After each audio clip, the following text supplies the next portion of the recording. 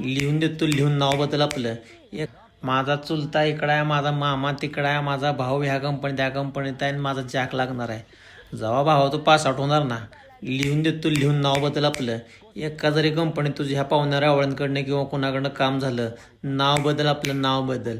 अरे वैयक्तिक मी अनुभव घेतलाय मित्रा.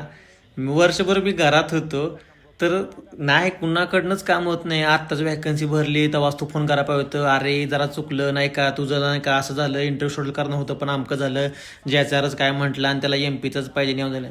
भावा काय करायला लागतं माहिती आहे का, घरातनं उठायला लागतं, पुण्यात जायला लागतं आणि तिथं ना हिंडायला लागतं, एक एक एक कंपन्या भरायला लागते, त्या जरा ना चप्पल घासायला लागते, बुटं घासायला लागते, ती घामानं नाही का असं वगळू यायला पाहिजे ती.